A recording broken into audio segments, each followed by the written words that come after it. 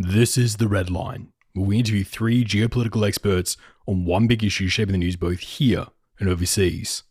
And I'm your host, Michael Hilliard. I want you to ask yourself a hypothetical question. What do you think is worse, a coup or a civil war? See, this is the debate I was having with one of the show's writers this week, as we were putting together the data and script for this episode. Sitting there on a Zoom call, surrounded by a collection of scratched maps and ever-obscuring piles of notebooks across my desk, I turned to our researcher, whose name I will leave out of this story for obvious reasons, and asked, how much do you value democracy? What would you be willing to give up for it? The writer in question then paused, stared back at me, and stated, democracy is the best form of accountability for our politicians. In many ways, it's the only voice the average person has. And it must be defended. Yes, I value it very highly. Accepting the premise of the hypothetical, I asked, what if I promised you democracy for the very first time? But the military gets to keep the courts and the national defense and the direction of all the major agencies. Would you take that deal? Do you take the offer of democracy, or do you stick with the military dictatorship? And her retort was very quick. Well, of course I'd take that. Some democracy is better than no democracy, and over time we can improve the system until we reach full democracy. And now, much like a gambler winning their first hand at a poker table, I wanted to see how far they would be willing to go to hold on to it. So we moved to the next question in this hypothetical. What if the military started attacking certain ethnic groups? And when you approach them, they refuse to budge. And you know how powerful the military is. So your options are to either look the other way on the ethnic conflict and keep the democracy you have, or call it out and take a coin flip on whether you're removed from power in a military coup. This question was a bit harder for her to answer, as no one was to sign off on ethnic cleansing. But in the end, she responded, at least by maintaining some democracy, we can try and hold the military to account, even if it takes some time. And with a little more hesitancy, finalized her answer and picked democracy. So we moved to question 3. So the military unleashes that coup anyway. There'll be no more democracy in your country. So now your options are to either accept the death of democracy in your country, or start a civil war, one that historically you know will likely splinter and become a nationwide bloodletting. Do you actively choose the policy of fighting your own countrymen, or do you doom another generation of your people to dictatorship? This is when she arrived at an impasse. There are no easy roads ahead. There was no way she was going to commit to either of those horrifying options. And as much as this was a hypothetical thought exercise between the two of us, this is sadly the exact situation the leaders of Myanmar are faced with today. After the Democratic parties won in a landslide in the 2020 election, the military launched a coup to seize back power in Naypyidaw, Myanmar's capital.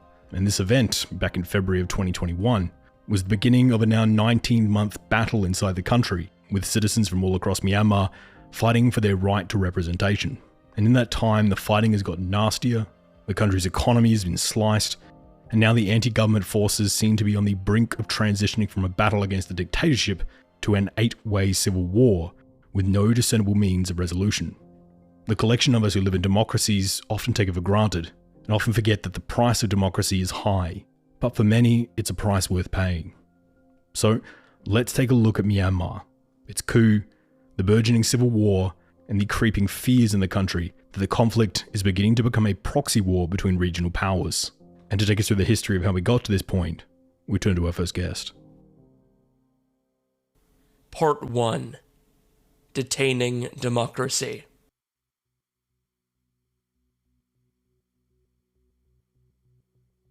The military has been the most influential entity in Burmese politics since the independence. More prominent elements in the society after the independence, where the military play a crucial role to fight the various insurgency outfits across the country.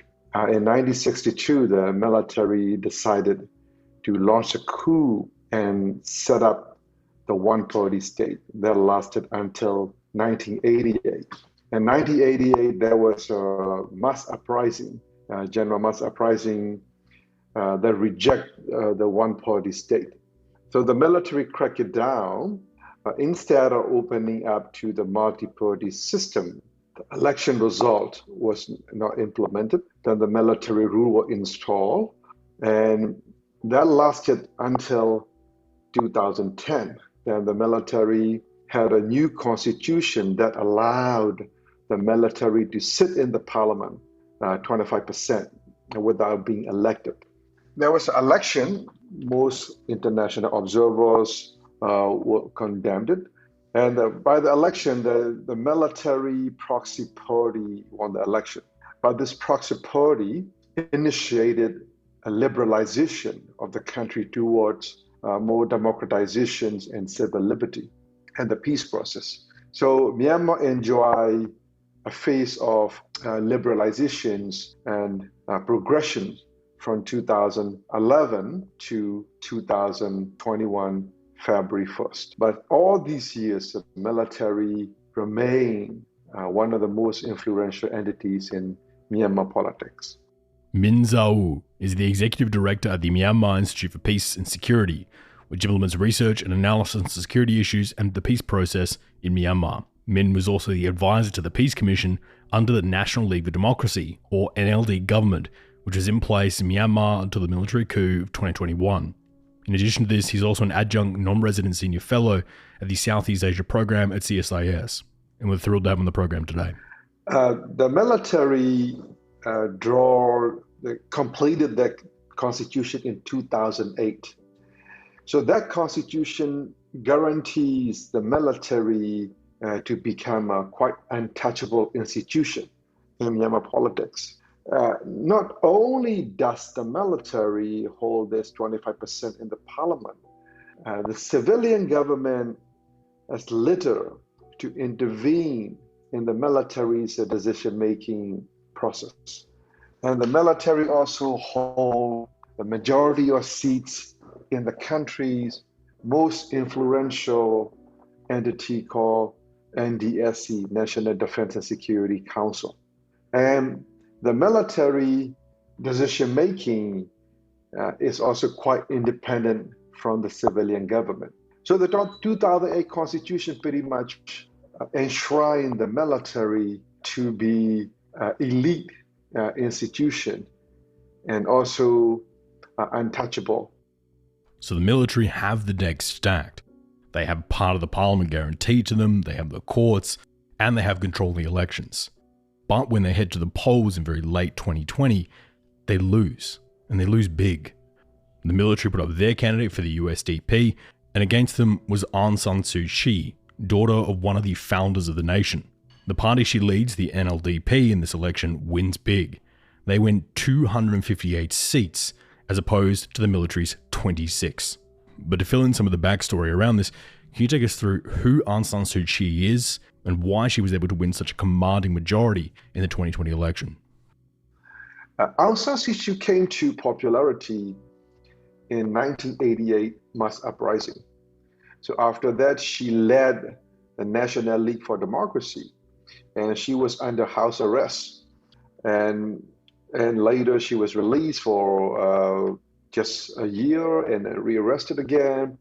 During her house arrest, she refused to give up and led the opposition movement non-violently.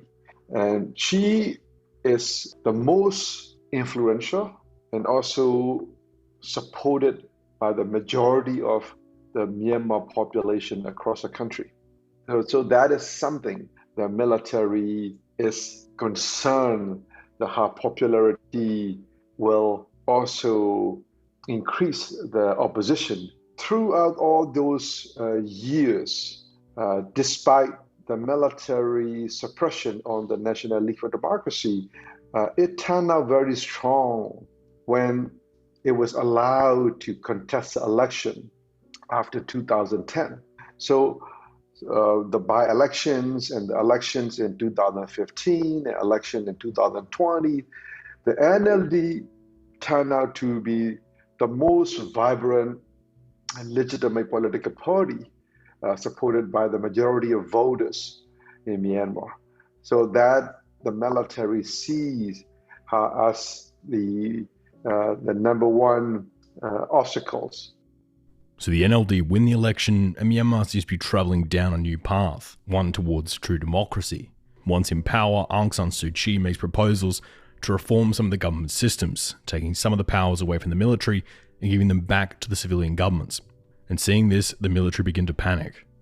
Then on February 1st, 2021, the military unleashed a coup in Naypyidaw and seized control of the government themselves, giving us that famous footage of the yoga instructor doing her lesson whilst a parade of black SUVs and other vehicles implement the opening stages of the coup.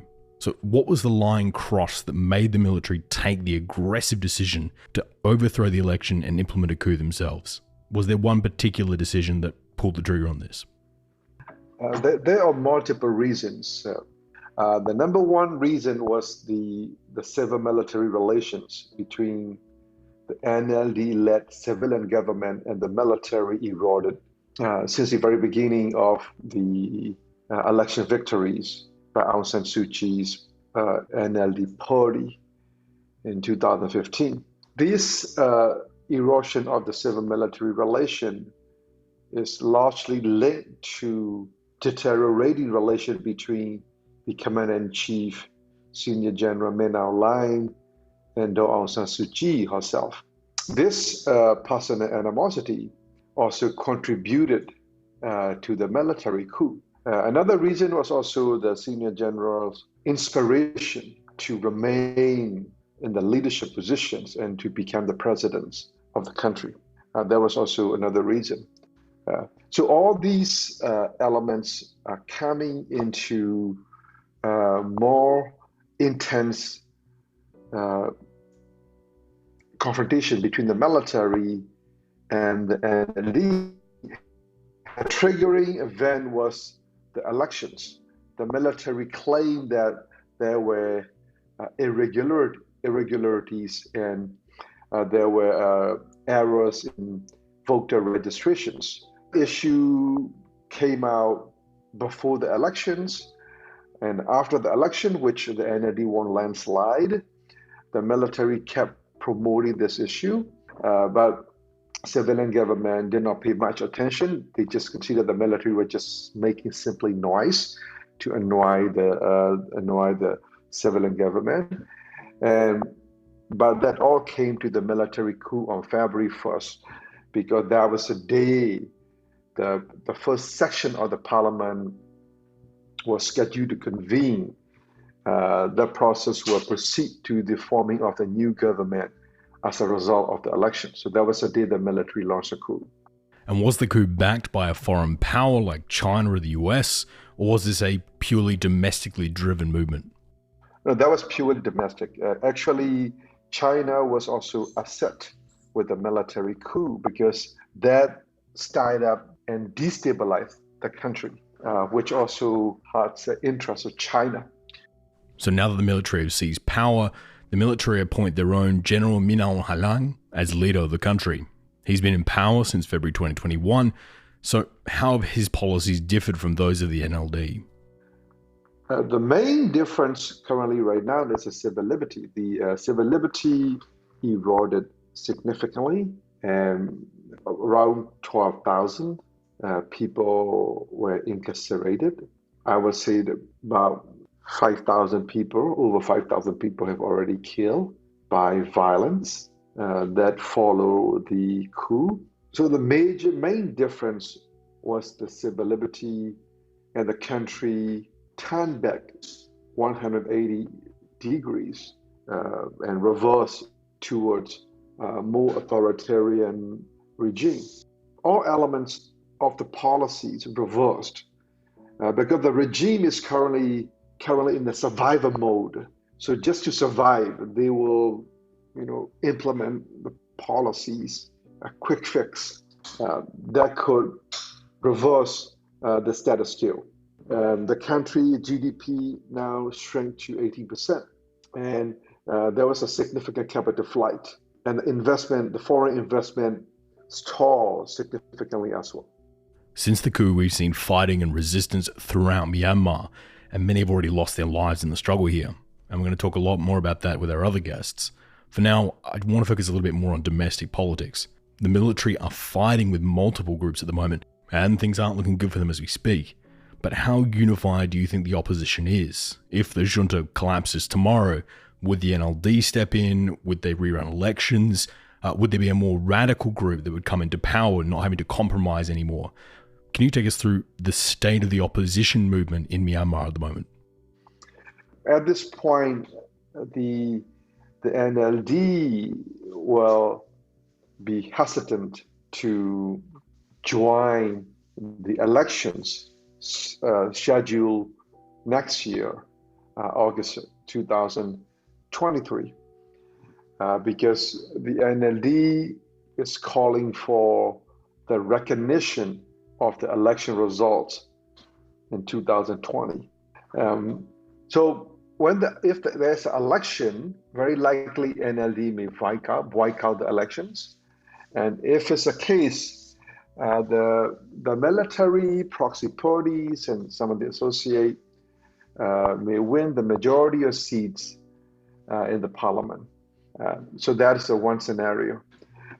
What if, in case, if the regime collapse, that is another scenario people talk about. If the regime collapse, instead of having a transition to democracy, very likely Myanmar will go into another phase of civil war. When we talk about the armed conflict, it is not just simply between the military junta and the oppositions. There are also dozens of ethnic armed organizations and militias. Some of them have ceasefire with the military. Some of them became the militia affiliated with the military. Some of them are still fighting the military. And there were also a lot of internal fightings among these armed groups as well.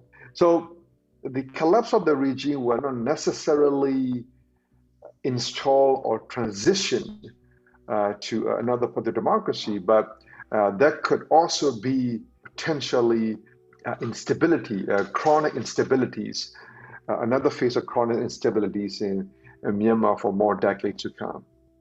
And which direction do you see the country going over the next 5 to 6 years?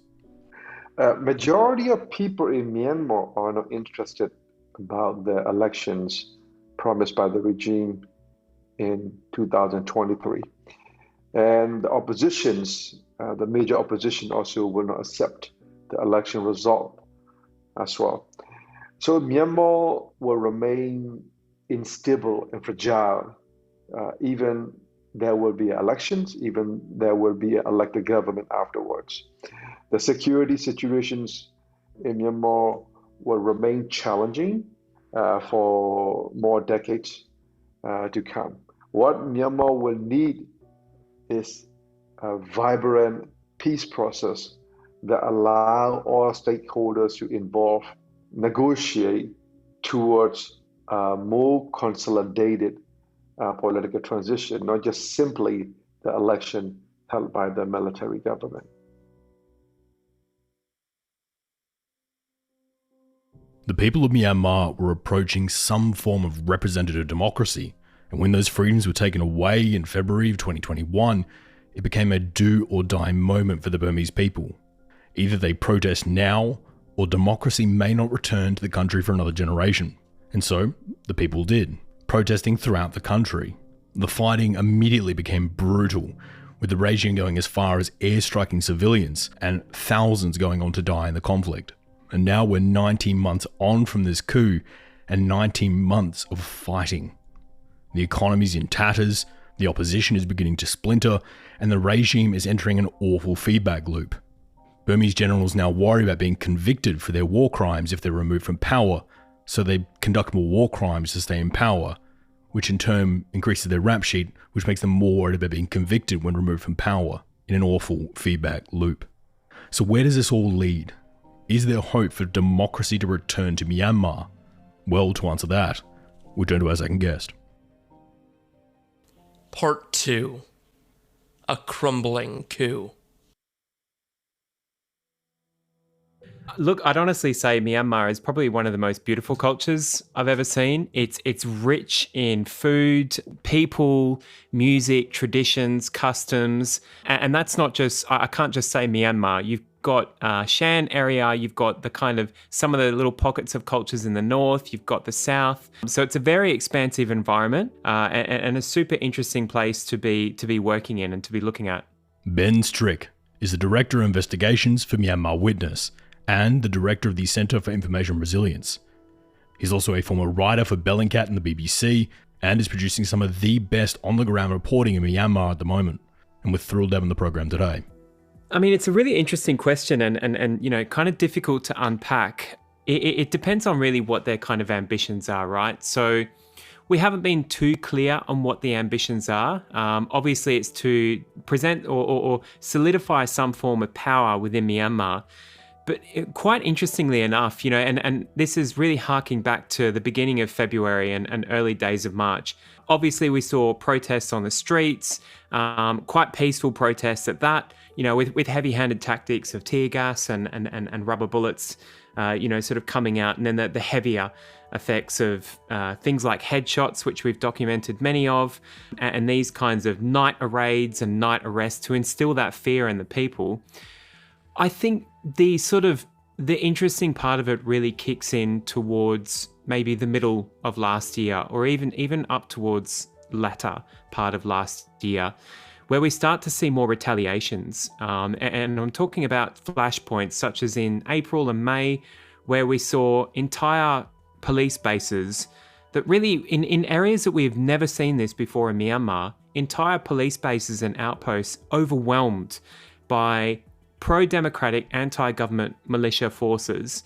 And so the coup, in a sense, while it's tried to be a sort of a force to stamp out opposition, has actually kind of worked against the Tatmadaw or the SAC in the sense that now ranks are just absolutely climbing for the PDF, for other anti-government militia, especially in the north. More training camps are popping up in the north. A lot of the youth from areas like Yangon, Mandalay have gone to those training camps. And so what we're seeing is a much sort of marginalized build-up of anti-government militia, which is quite a sort of indirect effect of that coup, and probably something that they weren't expecting would actually happen. And sort of puts us into the place that we are at now, which is not just pro-democratic protests. We're essentially looking at what is a civil war, especially in Myanmar's north. So you've been reporting on the fighting in Myanmar for a while now. The military junta has guns and planes and tanks. So how are the Burmese citizens fighting back against that? Look, that is a really good question. I think it comes with scale as well. So obviously we started to see, at the start, we really started to see, I guess, low-level minor infantry tactics. So there would be organised raids, kind of shoot and scoot exercises by PDF and other groups like that. They would pop up, they would have a small skirmish or an exchange with Tatmadaw forces and then would flee. The interesting thing about some of those, and we really started to notice a lot of these around the kind of Chin, Mogwai, Sagaing areas, so very much in the north. We noticed a lot of these from probably August to September onwards last year. But the interesting effect of those, and you know, sort of skirting away from your question, but an important point to mention, is the retaliatory effect of what the Tatmadaw do after those skirmishes, is that often they'll respond with 10 times the amount of power. And at the end of the day, the impact is felt on civilian communities. And I can give a couple of examples where this has happened in, for example, Chin State, or especially Sagaing as well, where skirmishes have been held around specific areas. And then in the next few weeks, we've noticed entire villages have been burnt to the ground. And that just really goes to show the kind of, I guess, danger that the PDF sometimes presents in some of these skirmishes, and is obviously a tactical decision for them to take, is knowing the impact that will be waged back on civilians should that happen. And just to sort of quantify for that, you know, to zoom out from that sort of qualitative analysis, to quantify that, I mean, we've been watching these fires and documenting them through satellite imagery and footage from the ground. And I mentioned August being a sort of flashpoint last year. Since August last year up till September this year, we've documented 263 of those incidents. Now, that's just ones available to us by scouting around on satellite imagery and by looking at footage from the ground. And even last month, in August alone, we identified 21 of those incidents where either villages or buildings in villages had been essentially burnt to the ground, many of which have been a result of nearby clashes or those villages being accused of supporting anti-government forces, which is a really interesting aspect. Is the resistance against the Tatmadaw or military regime uniform across the entire country, or is it more concentrated in some places than others? Are we beginning to see the beginning of a drawing of front lines? Look, I think there's a general sort of vein of civil disobedience throughout the country, and obviously that goes because, you know, Burmese are kind of one and united, especially in this sense. However, we have noticed, and in saying that one and united, that's definitely not the case, because we have noticed there are pro-government forces, pro-government militia, and pro-government civilian organisations stepping up as well, which kind of draws a line down in the sand between civilians, which is quite an interesting aspect. So it's not just uniforms and civilians. I think looking at the kind of the front line that we've identified really happens in the north. Now, that's not to say that the city areas and you know, in the beginning of the conflict, the city areas were quite important, especially for primarily young people attending protests, getting picked up off the streets, being shot at, as well as those night raids happening where the junta was able to instill fear into individuals through those kind of night snatches and just running into people's homes and snatching them out. We've seen probably as of sort of June, July, we really started to see that conflict really solidify itself in the north. And that's the kind of interesting aspect of this kind of front line. We don't really have much, or we haven't noticed as much happening in the south or around the city areas as what we have in the north. And that's probably our biggest focus, especially if we look at things like the 5-point consensus that was sort of drawn up by ASEAN in April last year. And if we sort of have a look at that 5-point consensus, the first point, which is kind of the strongest point for us, is first, there shall be an immediate cessation of violence in Myanmar, and all parties shall exercise utmost restraint. That kind of first point is the biggest sticking point for us because of what's happening in the north. As you mentioned, we're seeing airstrikes. So we've documented a number of airstrikes around Demoso, Loikor, Mobai, so that kind of triangular period right there, or area right there. And these airstrikes are not just targeting anti-government militia.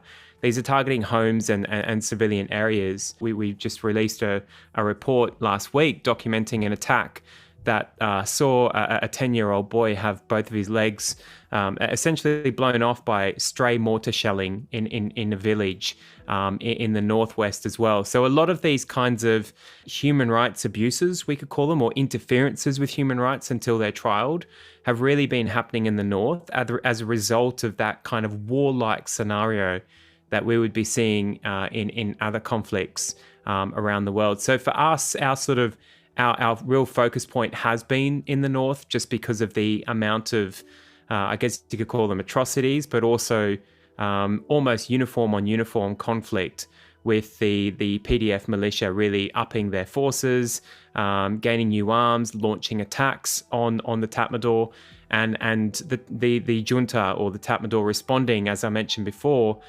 with that sort of huge amount of strength in targeting those villages. The fighting here hasn't been unseen by global actors, and many, including the United States, have imposed sanctions on the military junta. But many analysts are explaining that these sanctions have been pretty ineffective. As an example, the financial sanctions don't work, as the junta leadership keep their money in Chinese, Singapore and British bank accounts, and no one's willing to sanction those guys. And even when it comes to the basic sanctions, like implementing an arms embargo against Myanmar, well, that hasn't been particularly effective either, as Myanmar shares a direct border with China, so they can purchase arms across that border. And even when it comes to their main arms exporter, Russia, there is no effective mechanism for these sanctions to be implemented if Russian ships simply dock in Myanmar ports. Have these sanctions actually made any effect on the ground as is? And do you think there might be a more effective way of sanctioning the government to prevent this conflict going the way it is? Oh, that's such a good question, and with Myanmar, it's quite interesting. So I do think there are, for the portfolios of specific governments, the people within those portfolios do care and are trying. I think there's a sort of number of examples that we can look at around the kind of targeted sanctions, for example. So having a look at relationships with the Junta, and specifically MEHL and organizations like that the Junta has set up so long ago and has such deep financial veins to be able to grow their sort of pockets. It's been running for a long time. They're very good at evading detection.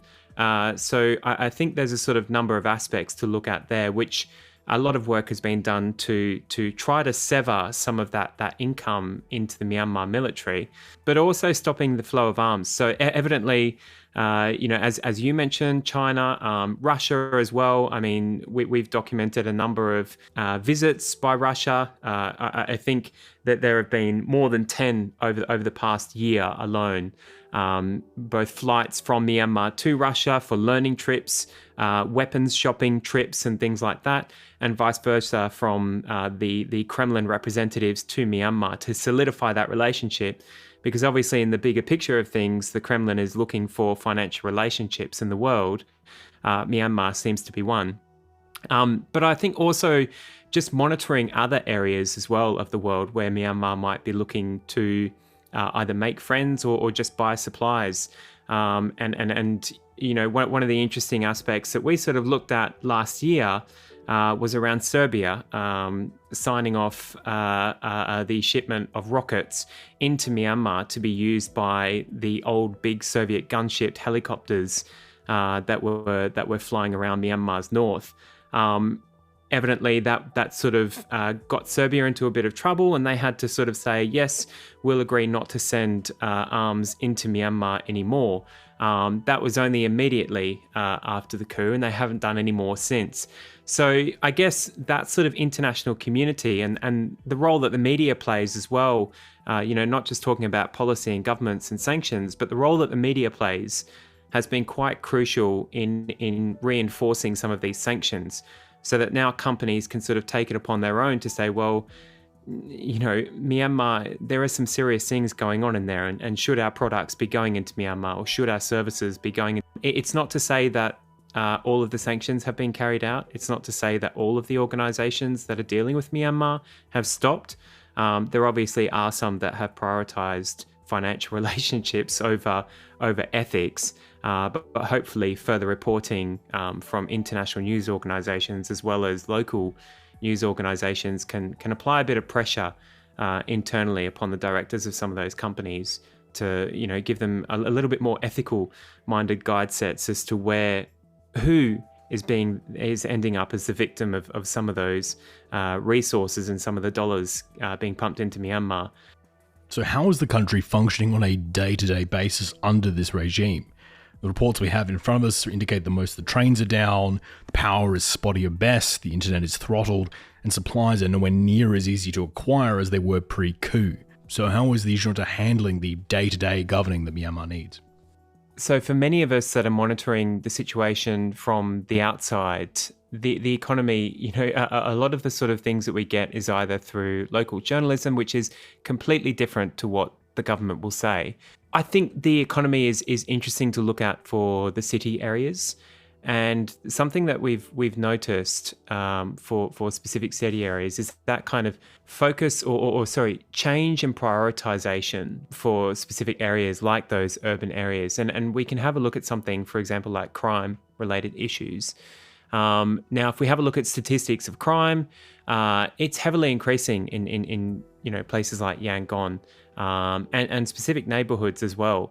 Now, that may be due to the prioritization of local police to crack down on, for example, anti-government groups, journalists, media, so using the kind of police to practice censorship through the long arm of the government. Obviously, trade is limited now, especially since, what's been happening over the past year. The sanctions are starting to feel an impact. You have inflation as well. It really sort of sets a bit of a sort of, tough turning point and tough future for what the government is actually going to start operating under. And I dare say that's probably something that would impact some thought processes down the line as well, as to how far do we go before we start to consider maybe pulling out or maybe making concessions and actually coming through with these concessions. What do you think it would take for the junta to hand power back to the civilian administration? If they were to, let's say, return to the pre-coup constitution and guarantee there be no convictions of war crimes, would that be enough to convince the junta to hand power back to a civilian administration? Or frankly, they're in too deep and now it's do or die? That's such a tough question, and it's something we all often think about. It's always that down the road mentality of what next. We try to sort of identify clues, but sadly what we see a lot is this kind of reinforcement mentality. I'll give you a few sort of examples. So in state media and state press, we see a lot of examples of this kind of division. So for Myanmar Witness, we've been targeted in the past, saying that it's this kind of the West against us for the junta mentality, and that kind of ideology just further reinforces and retrenches their position as them versus the rest of the world.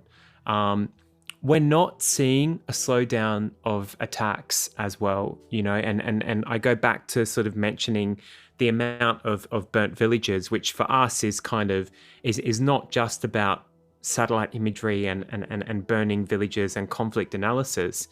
It also goes so much further to show that kind of mentality of the Tatmadaw.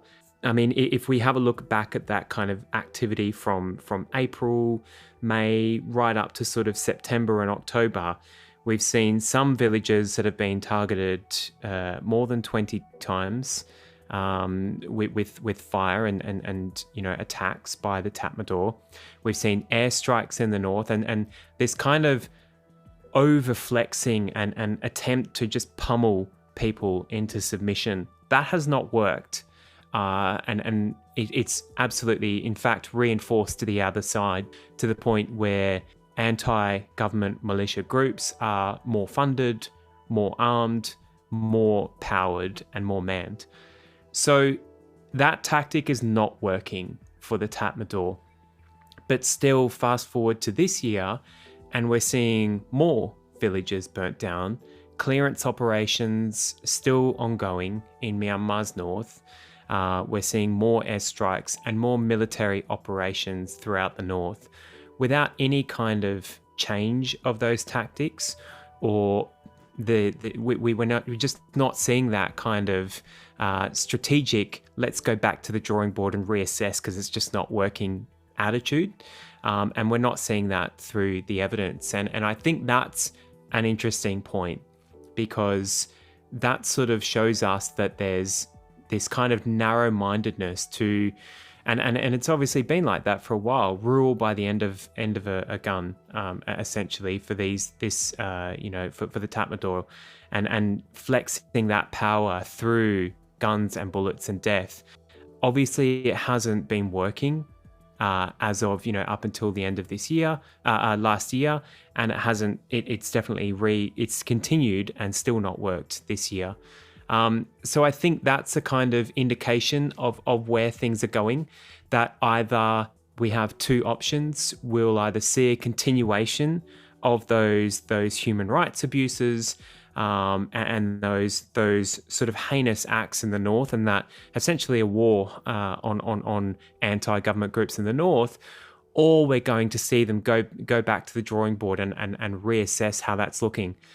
My sort of take on it is that we might start to see maybe cripples in command levels, once these sorts of, and reverting back to that other question you asked, the sanctions, the financial stress that Myanmar will start to feel, eventually we might start to see ranks cripple, or command structures maybe question that kind of narrow-minded or that severe push towards more action.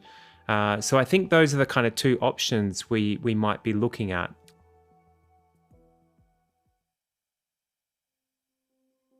For a government so confident after the coup, the situation on the ground isn't looking great for the junta. They have minimal support from the population, the economy is in freefall, and Myanmar is certainly not the most affluent nation in the world when it comes to natural resources.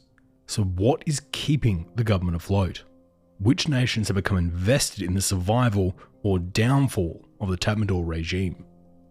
Well, to answer that, we turn to our third guest. Part 3. A restrained referendum. The military is smaller now than people had thought it was, or it was before in the past, because they've had so much defections. They weren't able to get a full class of new recruits at their military academy. So that's one thing. They have just less people. They have arms, but less arms than they did in the past because they've used a lot of them. And they have almost no hard currency, so they're only probably able to access arms from Russia and North Korea. In the past, they fought against ethnic minority armies in different parts of the country. And so they were taking the battle basically to those opposition groups' domain. And sometimes they would do well, sometimes they wouldn't. Now that it's been combined between those ethnic minority groups and people who are of the majority Burman group who have fled the cities and have created their own guerrilla organizations, and they're taking the fight to the military in the military's strongholds. So now the military is not only just going around to these ethnic minority areas, fighting them and also committing atrocities like, just bombing villages and committing genocide, etc. They are a target now in their own more comfortable areas. Military officers are being assassinated in big cities. They're being assassinated near military compounds. The guerrillas are fighting in urban warfare in cities that the military had sort of considered completely under their control. The guerrillas next year could seriously threaten to take control of some major cities. Joshua Kurlantzick is a senior fellow for Southeast Asia policy at the Council of Foreign Relations, with a specialty in Southeast Asian politics and economics, as well as China's relations within Southeast Asia, including Chinese investment, aid, and diplomacy. Previously, he was also a fellow at the University of Southern California in the Center for Public Diplomacy and a fellow at the Pacific Council on International Policy, and we're thrilled to have him back on the show today. So the military is now, instead of fighting essentially a one-front war where they attacked ethnic armed organizations, they're fighting on the defensive too. Fewer men, less arms, and morale is horrible. And the guerrillas are also attacking individual, officers throughout in the field, individual soldiers, even of lower rank, and trying to convince them, using these assassinations to convince others to defect. There's a tactic also being used on social media by a lot of the opposition groups of pointing out, essentially, and I'm not endorsing this, but pointing out the names and locations of various middle-level soldiers and officers as a threat. And the military has never been threatened like this before. So they're sort of stuck, like that. They are definitely much weaker, and the guerrillas have made a lot of progress, but the guerrillas aren't going to be able to come out into an open battle war field in the central plains of Myanmar or take over Yangon anytime soon. So they're stuck in this terrible civil war, and the state apparatus has completely collapsed. So where does China come down on this issue? Is there a particular side of this conflict that China would prefer to back? Well, there was never full democracy because the military controlled most of the important ministries, even when Suu Kyi's government was in charge. But certainly that was a better situation for China because Suu Kyi's government dealt easily with China and was perfectly happy to allow in plenty of Chinese investment and investment in mega projects. And there wasn't threats. There was protest, but there wasn't, armed guerrillas blowing up those mega projects and things like that. So certainly the situation before the coup was much better for China. They're not going to come out right out, at least not at this point, and call for the junta to step down simply because it's just never been China's policy to do that. They've never even done that with North Korea, which is an even more, atrocious regime. There was at points that China has sent envoys. This was earlier when there was still sort of a peaceful, non-violent movement against the junta to try to mediate between the two and make some space for dialogue. That non-violent movement has kind of collapsed, and now that it's just all-out war, and remember, China is also distracted by a lot of very other important things to it, including one, its party Congress, two, its zero COVID strategy, which is completely disastrous for them and is sparking unrest at a time when they're planning their party Congress, three, the how to handle Russia, and four, the ongoing conflict or at least tension in the Taiwan Strait. I think they would certainly love to go back to the pre-coup situation, but they've sort of given up in a way. There's no one to negotiate with on the guerrilla side, really, even if someone wanted to negotiate, which they don't. The junta may try to hold a sham election next year and create a sham parliament. I'm sure China will endorse that, but it won't mean anything because the war will go on. Obviously, the US and a few other countries have put sanctions on the junta at the moment to try and hamper them economically, but do you think these sanctions have been effective in any way? There is an increasing shortage of hard currency in the country, and that includes for the generals too. As far as the sanctions, I mean, the sanctions might have some utility at the margin, but if you have a regime that's basically like, if you have a failed state and everyone's just out to kill each other, and the military doesn't care if they burn the country to the ground while doing it. So even if the military was to lose, but were that to happen, were they to lose some major towns, etc., they would probably destroy the towns.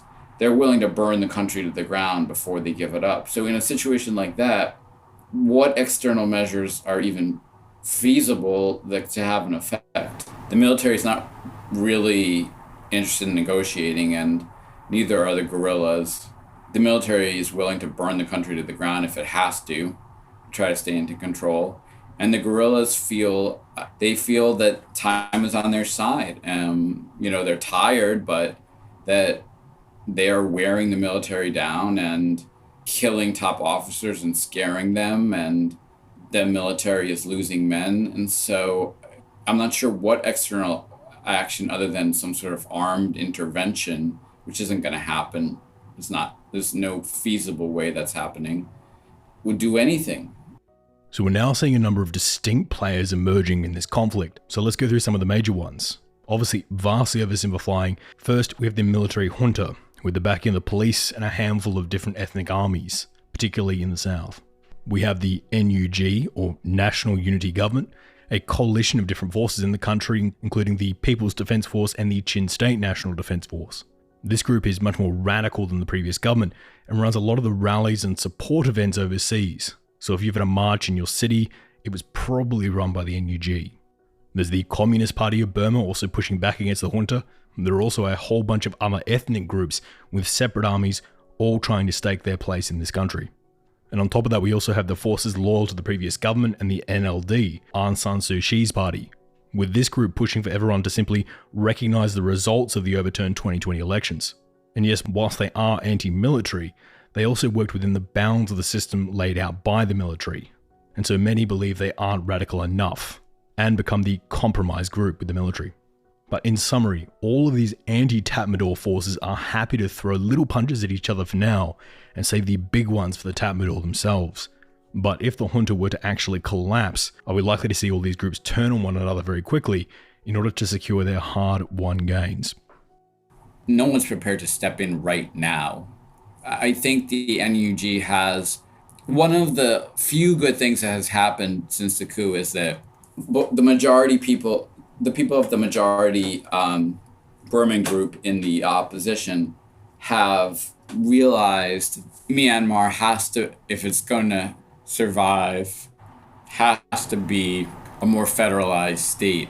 And so that is a significant change, because in the past, even the Suu Kyi and other Burman ethnic majority Democrats weren't really that interested in a federal state, one in which federal country, one in which different states, many of them dominated by certain ethnic minorities, had a lot of power.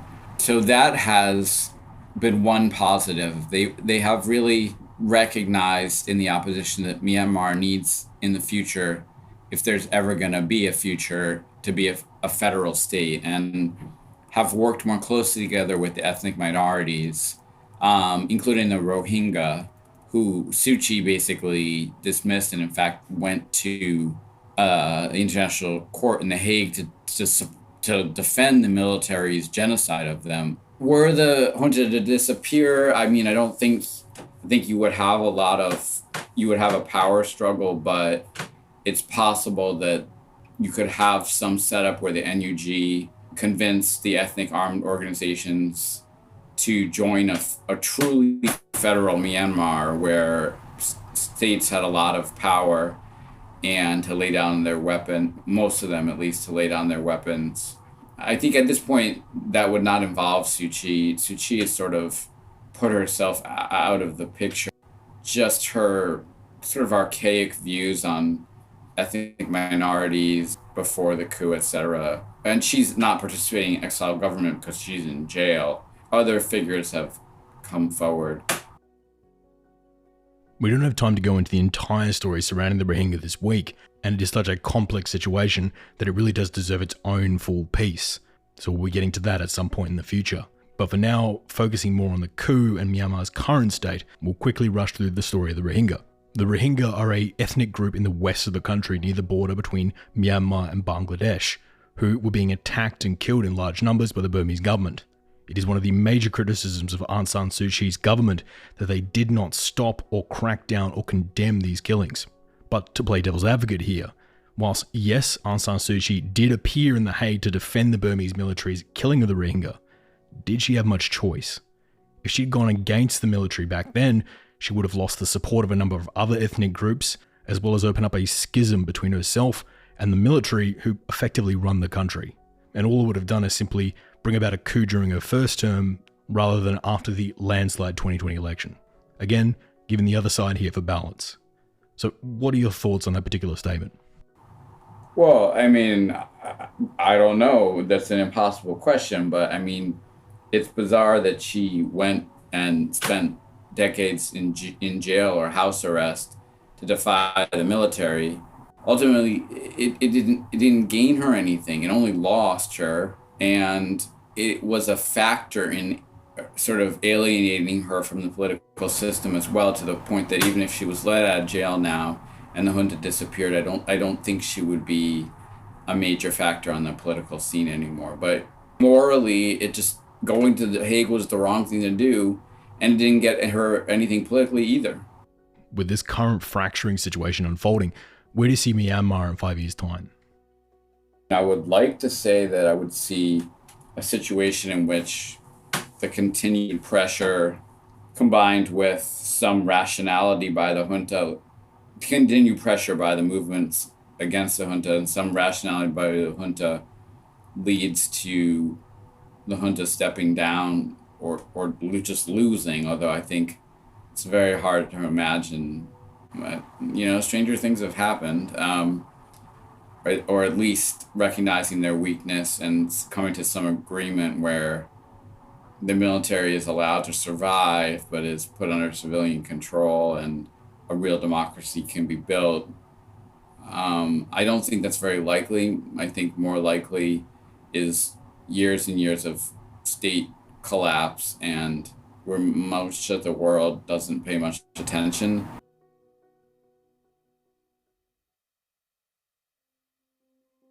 It's a fairly common situation in history, whether it be the Chinese Civil War or the Allies during World War II. When there's a mutual enemy to fight, the people can put their differences aside. But when the war ends, they almost inevitably turn on each other. When it comes to Myanmar though, a number of these sides are already beginning to plan for the next phase of the civil war, turning to players like India, China, Russia and the US for support to back them in the next, far more bloody phase of the civil war. But who is answering the call? And are we likely to see a major power player emerging already? Well, to answer that, we turn to our final guest. Part 4. A policy of scorched worth. So yeah, I'd say Myanmar presently faces an unmitigated disaster, which represents a growing threat for both regional stability and security, but more importantly for its own population. 20 months since the military launched a military coup in February 2021. You've now seen over 1 million people displaced by the military's ongoing crackdown. And you're seeing civil war raging across the country as more and more people have taken up arms to defend themselves in the face of the military's growing brutality. The economy is in free fall, with now over 25% of the population facing serious food insecurity. And the military continues to make things worse by using more and more extreme violence against the people. You've seen now over 28,000 houses burnt down, entire villages destroyed in multiple states across the country, nearly 25,000 civilians killed, and another 15,000 taken as political prisoners, with the military also increasingly executing the political prisoners that it's taken. Jason Tower is the country director for the Burma program at the United States Institute for Peace. Prior to the USIP, Tower also served in senior positions with several peacebuilding organizations in China and Southeast Asia. He's also worked to establish the Beijing office of American Friends Service Committee and initiated programming across North and Southeast Asia, focusing on the impacts of cross-border investments and conflict dynamics. And we're thrilled to have on the program today. War is ravaging in 7 different theaters across the country, both with some of the country's traditional ethnic armed organizations, as well as with the People's Defense Forces that have been established across the country, with many of these defense forces coming under the leadership of the National Unity Government, which was formed by the deposed elected lawmakers after the coup. Internationally, the coup has meant serious costs for all of Myanmar's neighbors. It's posing a growing security threat, both to the immediate neighbors as well as to regional institutions, including ASEAN, which has struggled to mount any form of meaningful response to the regional crisis. Despite all of the displacements, the violence spilling across the border, the growing impact of transnational crime, in Burma and some of the implications there for neighboring countries, you really haven't seen the international response be able to effectively make headway against any of these problems. While the US, the UK, Australia, and the EU have all denounced the coup and pledged support for democracy, powerful regional actors, including China and Russia, have openly provided political, economic, and military support to the junta. You also have very deep divisions in ASEAN, which are exacerbated by China's influence there, really derailing any efforts to identify a solution. So I'd say on the whole, Western support for the pro-democracy actors has largely been offset by Russian, Chinese, and in some case Indian support for the military, leaving us really with a complete disaster situation right in the heart of the Indo-Pacific. In the days following the February coup, China referred to the coup as a major cabinet reshuffle. But how does China view the coup today? Are they supportive of the Tatmadaw, or are they hoping to get back to some stability in Myanmar? Yeah, I think on this question, certainly the Chinese government was not pleased to see the coup and the growing violence in Burma. China has invested deeply in building out a series of infrastructure and connectivity projects that aim to ultimately harness the Myanmar economy to that of China's southwest, giving it access to the Indian Ocean, enhancing this energy security of China's southwest, and really building out the infrastructure necessary to connect a large industrial zone up in the border area, the China-Myanmar border area, to the Indian Ocean, which gives China another outlet for trade. So for there to be instability in Burma is something that, increasingly represents a national security threat to the Chinese. And also it means, prospects of instability along one of its longest borders, China and Myanmar sharing roughly a 2,000 kilometer border. Following the coup, China initially seemed to be doing a bit of hedging. So it did maintain some interactions with the NLD party after the coup. It also interacted a little bit with the NUG, more at a lower level through the Chinese embassy. But this engagement has gradually been phased out, I think, particularly after China saw that the NLD party and the NUG both were quite intent on, advancing what the Chinese might perceive as more of a revolution against the military, aiming to really bring down the junta's regime.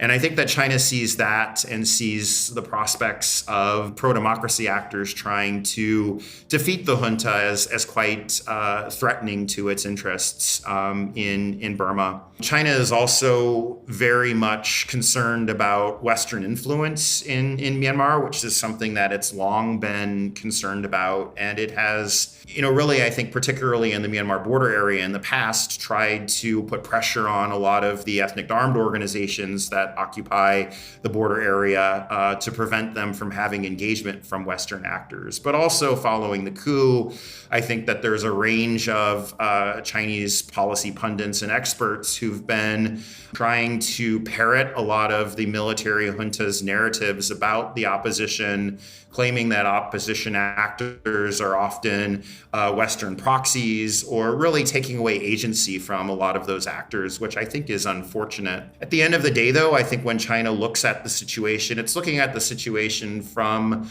a quite pragmatic and not ideological type of vantage point. So it certainly wants to keep Western influence to a minimum. And I think it now sees that the SAC, the junta's representation, is kind of cornered. It really doesn't have any other options than to do China's bidding economically and to align very closely with the Chinese politically, economically, and militarily. And so China's really, I think, offering a bit of a trade-off. If the military is willing to go fully in with the China-Myanmar economic corridor, if it's able to move a lot of the projects that China has in the pipeline and to make significant progress on those projects, then China is going to continue to take steps to give it that ongoing political legitimacy and to support it vis-a-vis its adversaries. If the junta pushes back, however, or if China sees that the junta is just not capable of moving those projects ahead, it also maintains close relations with some of the most powerful of the ethnic armed organizations, all of whom are gaining significant ground following the coup. And I think China has a lot of cards that it could play to try to influence the overall trajectory of the conflict and to influence the behavior of both the military as well as the EAOs. So I'd say in sum that really what China's most focused on is trying to create conditions that enable it to move forward with its economic projects as quickly as possible and to limit Western influence in its border areas as much as possible. You mentioned India a little while back, which Myanmar shares a very long border with India and Bangladesh in the west, and neither Dhaka nor New Delhi are wanting to see a large influx of Burmese fleeing over the border to escape an escalating conflict. So where do India and Bangladesh stand on this fighting, and what are they hoping to see emerge from this situation? Yeah, no, I don't think that India is particularly happy with the junta. I think one of the key considerations, though, is that India is really looking at some of China's moves. And so India sees that China is moving ahead full speed now with a lot of the economic projects with the junta. It sees that it's giving the junta diplomatic legitimacy, that it's pulling some of its China-led regional platforms to come behind the junta and give more legitimacy, support, and recognition to the junta. And it also sees both China and Russia giving differing levels of military support to the junta as well. So I think from India's vantage point, that is a major concern. It doesn't want to see any central Burman authorities that are closely aligned with China, with which it doesn't have a good relationship, with which it doesn't maintain ties, that would enable it to hedge against China, to check kind of China's influence there. So I think the nightmare situation for India is one where it throws its lot in with the democratic forces, but then it sees China, gaining more and more influence with the military, maybe China moving on its economic projects in a way that puts India at a disadvantage. And so unfortunately, I think in this case, the junta has been able to kind of play India and China off of one another, which I think is unfortunate for India, which otherwise could be, I think, doing a lot more to support some of the resistance actors in a way that would also enhance its own national security interests. The other thing that India is looking at very closely here, of course, is some of its own challenges with insurgents and with separatist groups in its northeast. And where, India has seen some of these groups following the coup, continue to grow in terms of their strength and their ability to operate. And so I think often India is looking at these issues through, challenges to its security in the northeast, and really looking to try to bring central Burman authorities in to try to help it deal with some of these security challenges. Unlike China, I think India has done quite a lot less in terms of maintaining strong ties with some of the ethnic armed organizations. But I think one thing that we're now starting to see, particularly as India sees much more clearly that in a lot of the border areas, particularly in Rakhine State and Chin State, the military just no longer has influence there on the ground. It's not going to be in any way an effective strategic partner in terms of dealing with any security threats that might be there in the border area. And so I think increasingly, as some of the ethnic armed organizations, such as the Arakan Army, as some of the aligned People's Defense Forces up in Chin State, as the Chin Defense Force and other new armed actors that are emerging along with the CNF up in Chin State continue to grow in terms of their strength, that you may see India increasingly start to build closer connections with and align more with these actors. And I think the same goes also for the National Unity Government, where India may have a little bit more willingness, I think, to engage strategically there and build some ties there, noting also that it's going to continue to look at some of China's own moves. ASEAN, or the Organisation of Southeast Asian Nations, has had certain members condemn the coup, whether it be the Malaysian Foreign Minister, for instance. But ASEAN as an organisation hasn't gone that far after Myanmar. Can you explain why? Yeah, I think with ASEAN, there was an effort immediately after the coup to negotiate this 5-point consensus, which was supposed to serve as a roadmap to address the crisis. And frankly speaking, the military opted out of, or completely rejected that 5-point consensus. It was dead on arrival. The military never really, I think, came around to committing to that. And so now 18 months in, you still have some ASEAN states parroting the importance of a 5-point consensus that really never existed. And I think that's why you're seeing on the part of some ASEAN states growing levels of frustration, because the coup is frankly imposing costs on ASEAN countries. Well, it's damaging ASEAN's reputation, and it's damaging ASEAN's partnerships with other key states, the US-ASEAN partnership, the ASEAN-EU partnership, even I'd say to some extent the China-ASEAN partnership. All of these have higher levels of tensions as a result of the Burma issue. And the Burma issue is, I think, really going to be a cloud over any ASEAN interactions with other stakeholders looking ahead if it can't find a way to address these issues. So now one thing that ASEAN probably could do in terms of trying to address this issue is really to look towards how it can start directly and publicly engaging with the National Unity Government and with some of the ethnic organizations that are controlling significant territory and providing governance in different parts of the country. Meeting with these actors, engaging more with these actors like Malaysia has done would be, I think, one important way of building the types of relationships needed to address the crisis.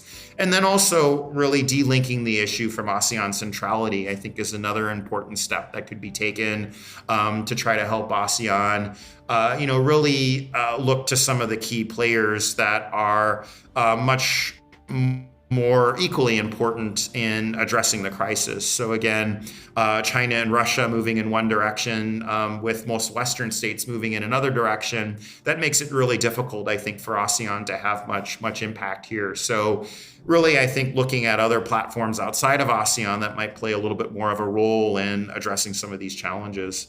The junta has stated that they will run an election in Myanmar in August 2023. Do you think this election is likely to go ahead? And if it does, is this a path out of the crisis? Or frankly, it'll be a sham election and no one will actually recognize it? Well, I would just back up here for a moment to say that there will not be any form of free or fair election held in Burma under the military. The military has zero legitimacy. It's lost the ability to administer vast parts of the country. By one count, the military actually is able to maintain administrative capacities in only around 17% of the territories across the country. So, its ability to organize any form of election is going to be extremely limited. So any election that would be held is going to be a total sham. And it's only going to be something that prompts an escalation of violence, that prompts probably, there being significant violence deployed by the military trying to force people to polls, and then significant violence being deployed by PDFs defending those stakeholders who and members of the population who resoundingly do not want to participate in a military-led sham election that does not allow the free participation of the country's most popular political parties. So I think that's the first thing to recognize, is that there simply will not be any opportunity for there to be free and fair elections under the military, and that the military has no legitimacy to be organizing such elections. I think then the question becomes, one of, first of all, are there steps that can be effectively taken on the part of national actors to try to prevent the military from organizing those elections? This could be done through, efforts to really do more campaigning and outreach, developing more articulated strategies on how to prevent violence around the junta's efforts to organize sham elections. There are a number of possible endings to this crisis at the moment, but which one do you think is the most likely to actually happen?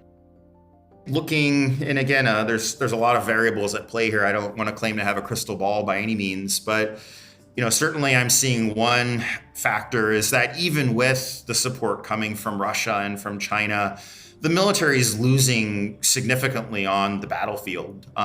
This is both in terms of the number of troops that it's lost, in terms of, just atrocious levels of morale, in terms of the sheer number of posts that it's losing across the country. You're seeing very significant gains being made in the north, in Kachin and in Shan states by powerful EAOs.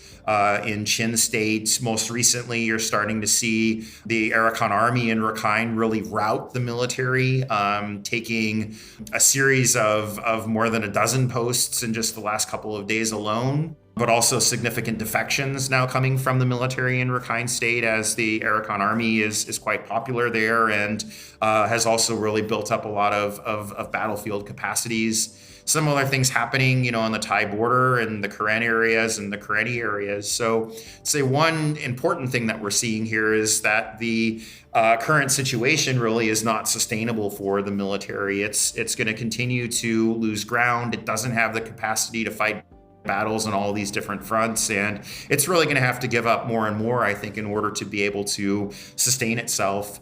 I think we're also likely to see much greater levels of violence. The military is certainly not going to move away.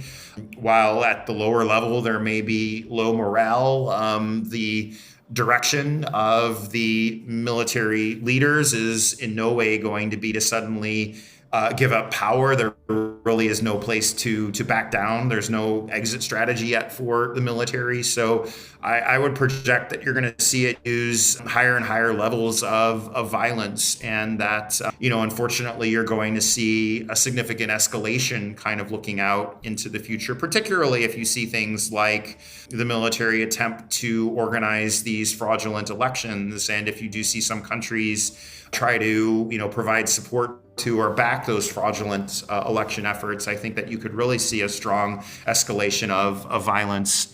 I think one important variable to look at is what happens in terms of the overall international response. If you start seeing, for example, more and more states start to have direct dealings with the NUG to provide more support to the very diverse resistance actors across the country, that could maybe tilt things a little bit in the favor of the resistance. However, I'd also say that even if you were to see the military lose more ground, military defeat does not translate into democracy tomorrow. I think it really opens up a space where the country can really just start to begin thinking about, what it might be able to do in some sort of a scenario where they did have the opportunity to work on building a new future for the country. There's no guarantee that, all parties are going to be signing up for federal democracy. Some of the EAOs are already drifting in different directions, and you're seeing, I think, some growing fragmentation, particularly as some of the influential external actors like China place more influence on some of the EAOs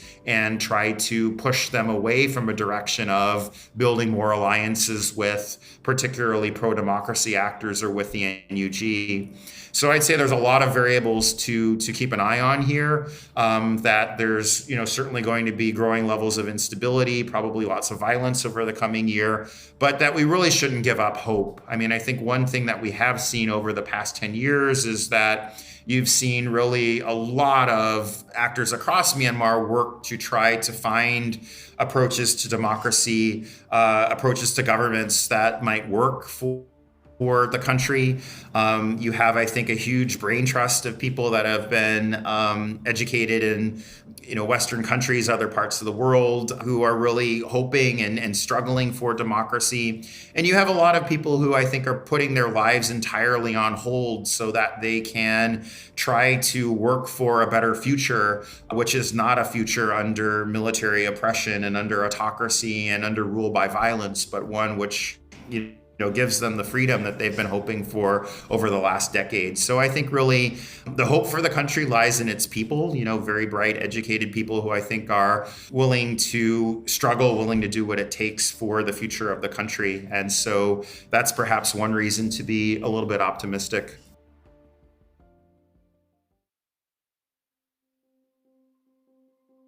Things in Burma have steadily gone from bad to worse. In 2015, they had their Democratic Party come into power, which led to ethnic tensions, which would lead to the military writing up an anti-democratic constitution, which would lead to a landslide victory, which would lead to an outright coup, which would lead to a brutal and bloody civil war by the looks of it. The Burmese people have suffered tremendously over these last few years, and it may even get worse before it gets better if other countries start playing proxy wars inside Myanmar. After I ran that hypothetical with my writer, she turned the conversation back toward me and asked me the same question. What would I do if I were the leader of the pro-democracy movement? And no matter how hard I thought about it, I couldn't come up with a good solution either. So surrender now would mean simply throwing yourself at the mercy of a junta who has repeatedly demonstrated just how brutal they are willing to be, whilst also casting away any hope of achieving democracy in Myanmar for this generation. But to fight will almost certainly exacerbate a civil war, one that is, in all honesty, already beginning. One that is more than likely schism down ethnic lines, ethnic cleansing, or the death of representation. Which is worse? It's a question that even now, as I ponder it, I can't come up with a good answer for, and I do not envy the people in Myanmar for having to make that decision in real life for themselves.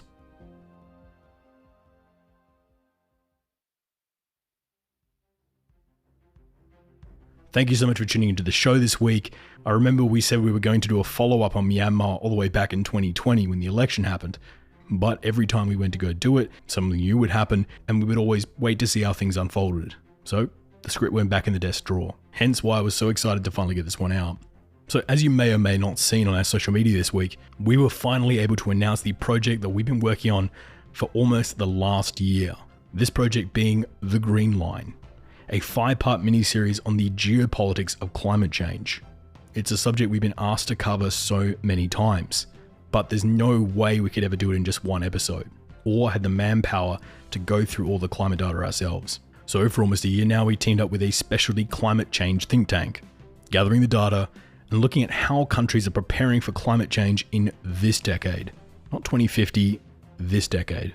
Which conflicts are going to be exacerbated, and answering questions like, if all major powers are trying to move off oil at the moment, what happens to the countries like Angola, Algeria, and Saudi Arabia, who make almost their entire money from oil?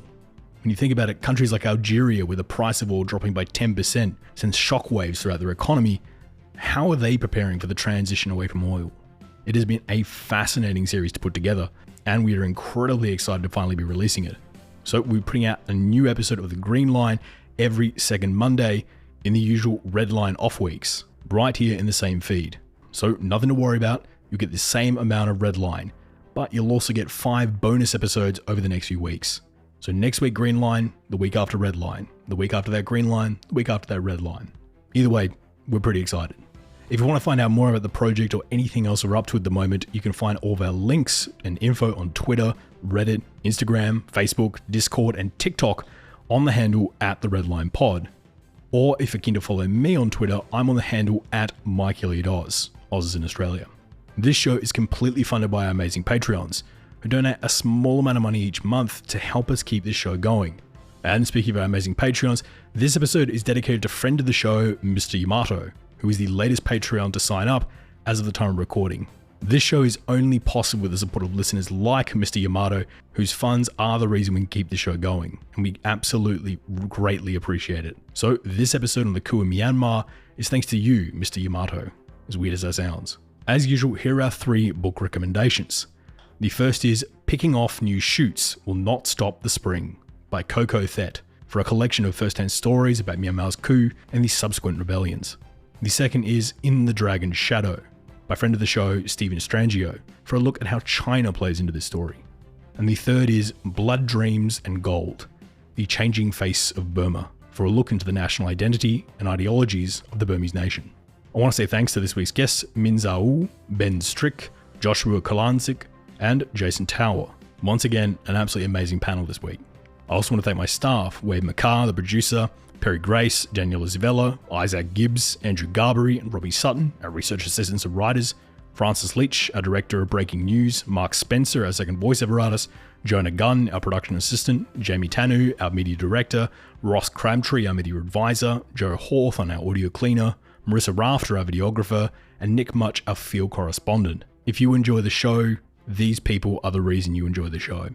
The Red Line will be back in another fortnight, and the Green Line will be airing next week. But until then, thank you for listening, and good night. The views and opinions expressed in this episode are solely those of Michael, our guests, and the Red Line podcast. They do not represent any government or organization and are solely our own. For more information, please visit theredlinepodcast.com.